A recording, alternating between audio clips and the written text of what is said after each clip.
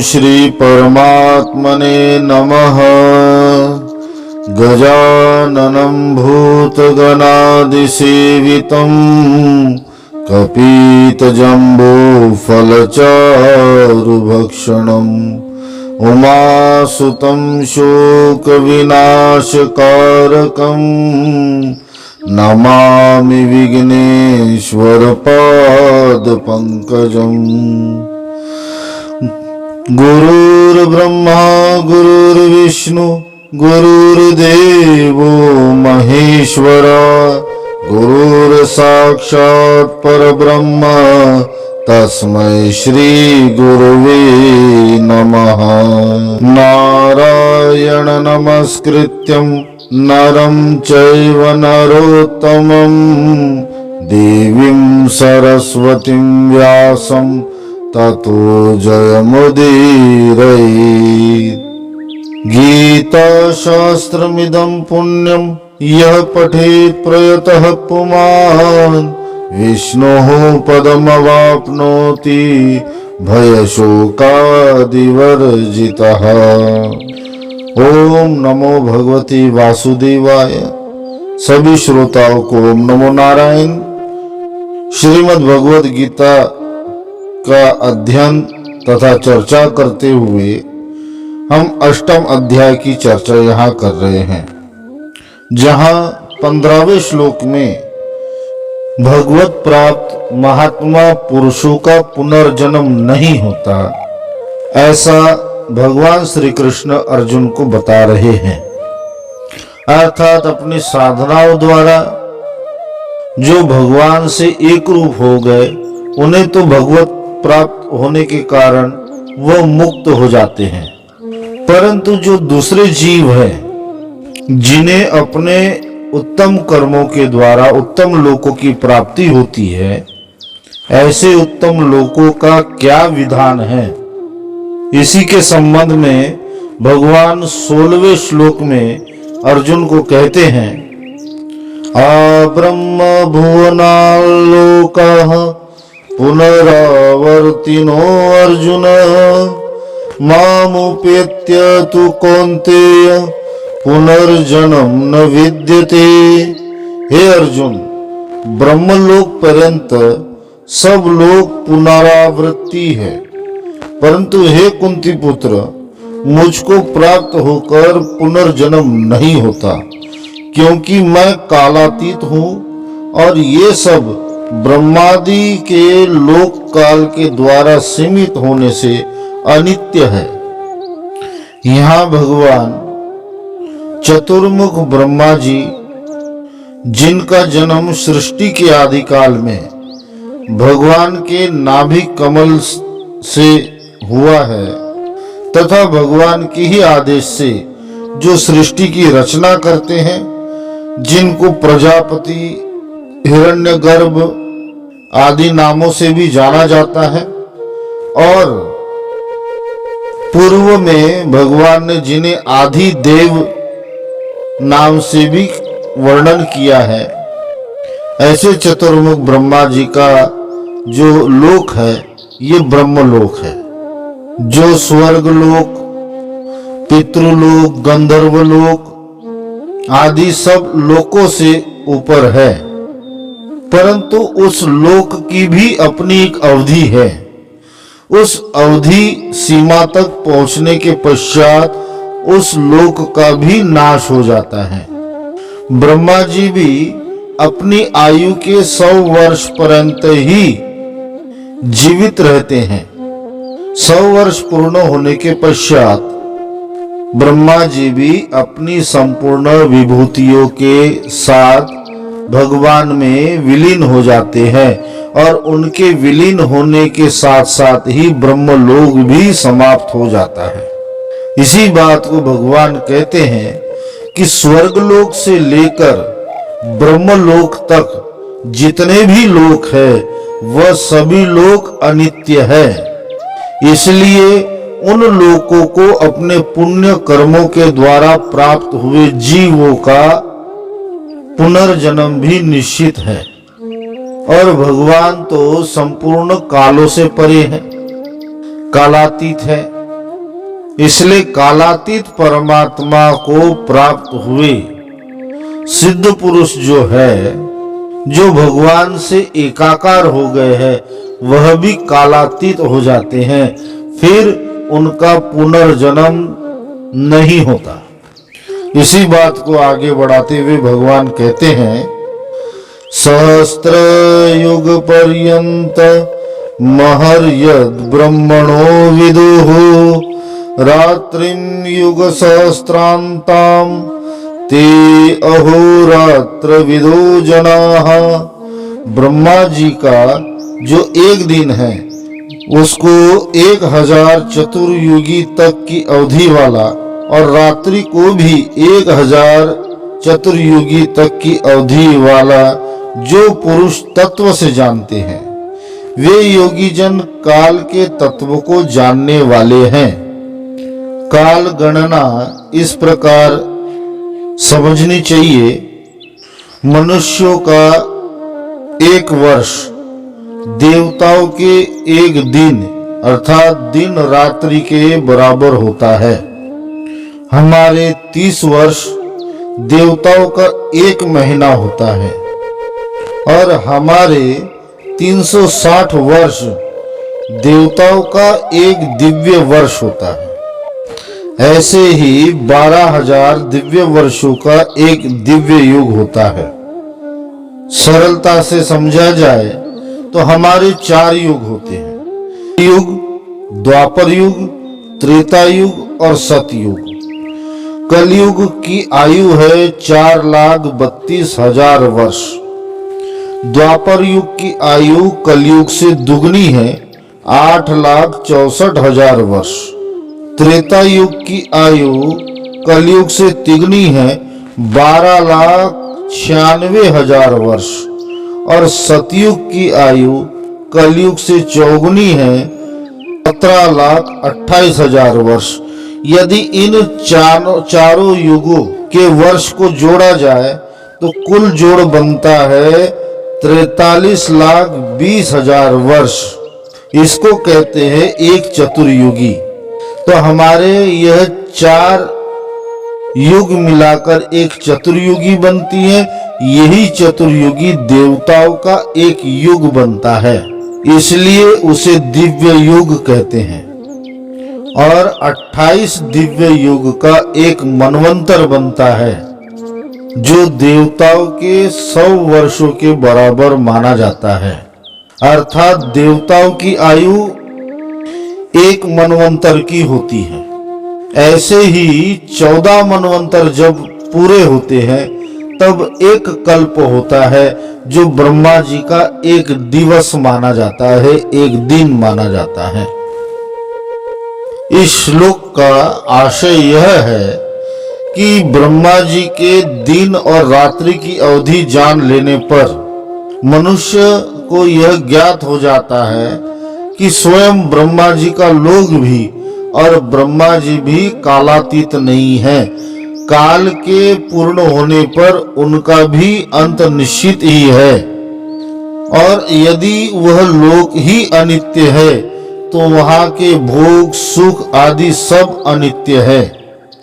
इसलिए अनित्य सुख और अनित्य आनंद को प्राप्त करने के लिए प्रयत्न करने से अच्छा है नित्य आनंद और नित्य सुख की प्राप्ति के लिए प्रयत्न करना।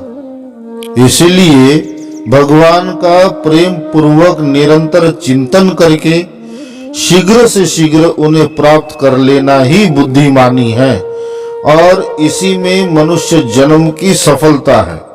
जो इस प्रकार समझते हैं, भगवान कहते हैं कि वे ही काल तत्व को समझने वाले हैं तथा भगवत कृपा रूप अमूल्य समय की प्राप्ति का सफलता पूर्वक सही लाभ उठाने वाले हैं।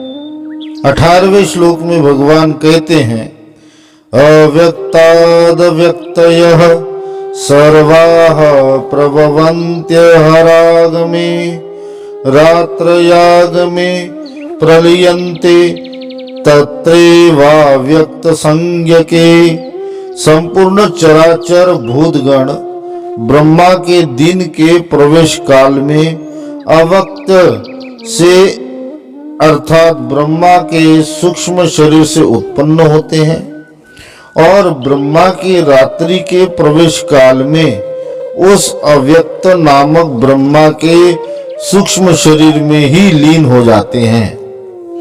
यहाँ भगवान व्यक्त तथा अव्यक्त की बात कहते हैं। व्यक्त अर्थात भूत, प्राणी, देव, मनुष्य, पितर, पशु, पक्षी आदि योनियां, जितने भी व्यक्त रूप में स्थित देहधारी प्राणी हैं उन्हें व्यक्त, और जो ब्रह्मा जी का सूक्ष्म शरीर है जो अव्यक्त रूप से है, जो परमात्मा की ही शक्ति सूक्ष्म अपरा प्रकृति के रूप में स्थित है, उसे यहाँ अव्यक्त कहते हैं। जिस समय ब्रह्मा जी की उत्पत्ति होती है और ब्रह्मा जी का दिवस शुरू होता है, तब संपूर्ण व्यक्त जगत अर्थात व्यक्त देहधारी ब्रह्मा जी के उसी सूक्ष्म शरीर के द्वारा प्रकट होते हैं। और जिस समय ब्रह्मा जी का वह दिवस पूर्ण हो जाता है और रात्रि काल होती है, तब वही संपूर्ण देहधारी व्यक्त ब्रह्मा जी में समाहित होते हैं। पुनः रात्रि समाप्त होने पर प्रातः काल में जब ब्रह्मा जी सृष्टि करते हैं, तब फिर से ब्रह्मा जी के भीतर स्थित सभी व्यक्त पुनः प्रकट होते हैं और सृष्टि चक्र फिर से शुरू होता है। इसी प्रकार जब ब्रह्मा जी के 100 वर्ष पूर्ण होते हैं, तब संपूर्ण अपरा प्रकृति ब्रह्मा जी में लीन हो जाती है और ब्रह्मा जी परमात्मा निराकार तत्व में लीन होते हैं।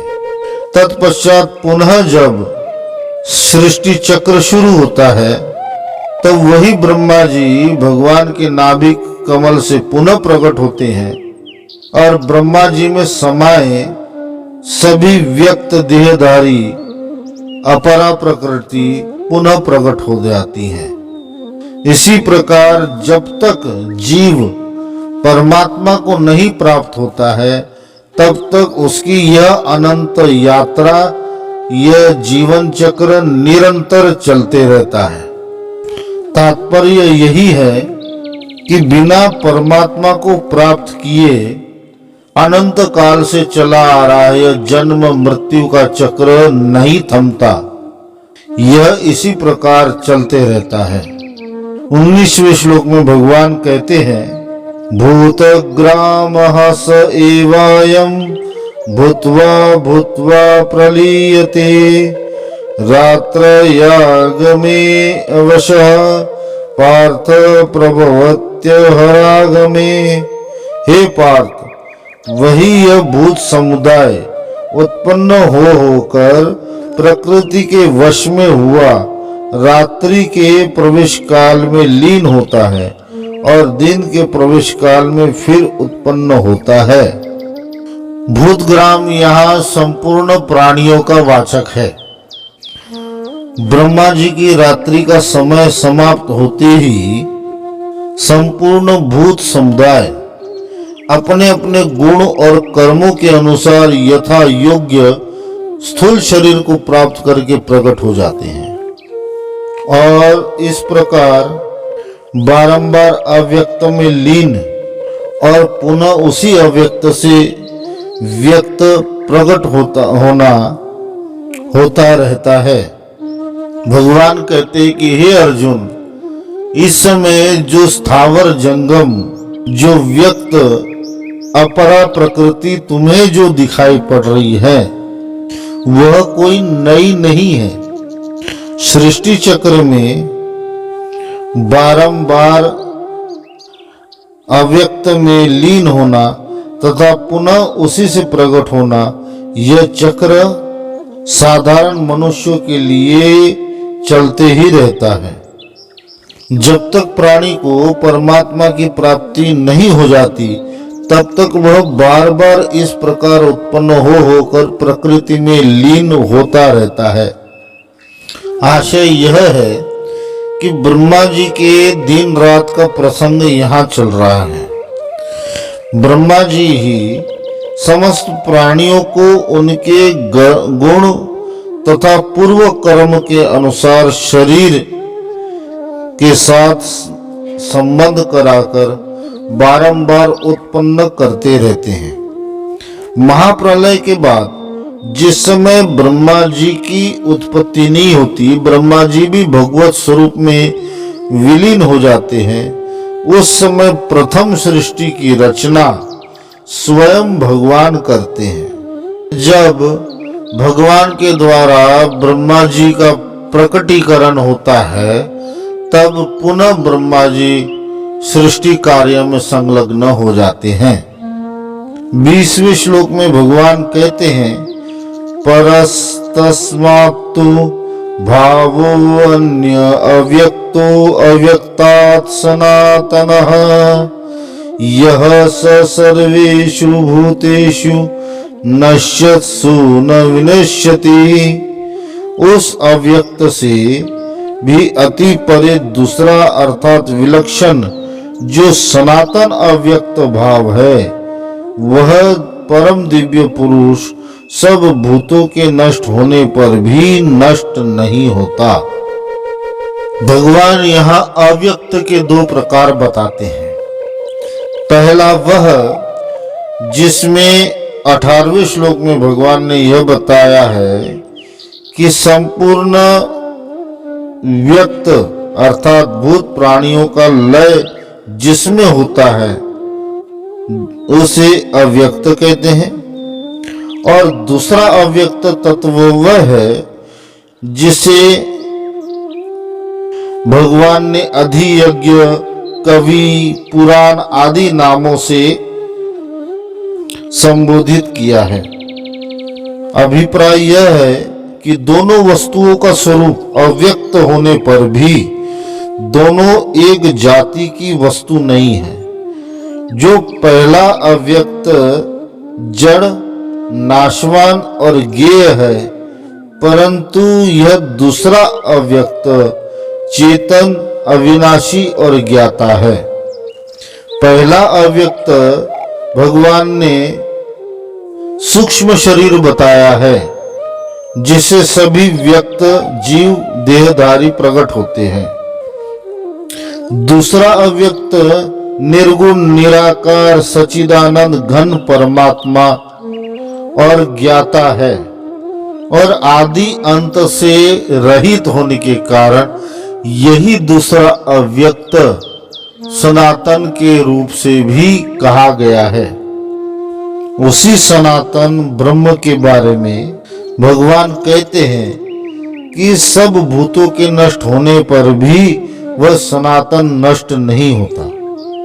महाप्रलय काल में इस संपूर्ण सृष्टि प्रकृति के जो अधिष्ठाता है, सनातन पर ब्रह्म परमात्मा अव्यक्त है, वही परम पुरुष परमेश्वर प्रकृति सहित संपूर्ण जीवों को अपने में लीन कर लेते हैं। जब पुनः सृष्टि कर्म चलता है, तब वही संपूर्ण उस अव्यक्त से प्रकट होता है। इसी को भगवान यहाँ कहते हैं कि संपूर्ण भूतों के नष्ट होने पर भी मैं अर्थात सच्चिदानंद घन अविनाशी परमात्मा नष्ट नहीं होता है। अब तक भगवान ने अर्जुन को अधियज्ञ अर्थात निर्गुण उपासना का फल तथा परम दिव्य पुरुष सगुण साकार की प्राप्ति, निराकार परब्रह्म परमात्मा में लीन होने की उपासना पद्धति तथा साधन मार्ग, यह सब भिन्न भिन्न दिखने के कारण भेद भ्रम उत्पन्न ना हो जाए, इसी उद्देश्य से उन सब की एकता का प्रतिपादन करते हुए भगवान अगले श्लोक में कहते हैं, अव्यक्तोक्षर इत्युक्त तमाहुः परमां गतिं यं प्राप्य न निर्वर्तन्ते तद्धाम परमं मम। जो अव्यक्त अक्षर इस नाम से कहा गया है, उसी अक्षर नामक अव्यक्त भाव को परम गति कहते हैं, तथा जिस सनातन अव्यक्त भाव को प्राप्त होकर मनुष्य वापस नहीं आते, वह मेरा परम धाम है। पूर्व श्लोक में भगवान ने जिसे सनातन अव्यक्त ब्रह्म कहा है, उसे ही यहाँ भगवान अक्षरः पद के द्वारा कह रहे हैं। भगवान यहाँ परमाम गतिम कहते हैं। परमाम गतिम अर्थात जिस गति को प्राप्त कर लेने के पश्चात फिर कुछ भी प्राप्त करने की ना तो इच्छा रहती है और ना ही आवश्यकता रहती है, ऐसी गति को परम गति कहते हैं। और वह परम गति क्या है? वह परम गति है सनातन परमात्मा। उस निर्गुण निराकार परमात्मा को परम अक्षर और ब्रह्म भी कहते हैं। उसी सच्चिदानंद घन ब्रह्म का वाचक यहाँ परम गति पद है। भगवान कहते हैं वह परम गति ऐसी है जिसे जो एक बार प्राप्त कर लेता है वह पुनः फिर इस जगत में नहीं आता। भगवान का जो परम नित्य धाम है, वह परम धाम भी भगवद रूप ही है। और इसी के कारण जिस प्रकार भगवान सच्चिदानंद घन है, उसी प्रकार उनका धाम भी परम सच्चिदानंद में दिव्य और चेतन स्वरूप है।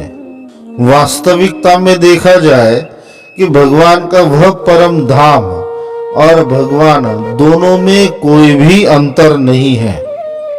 इसी प्रकार अव्यक्त अक्षर सनातन ब्रह्म की प्राप्ति और परम गति प्राप्ति में कोई अंतर नहीं है, दोनों एक ही है।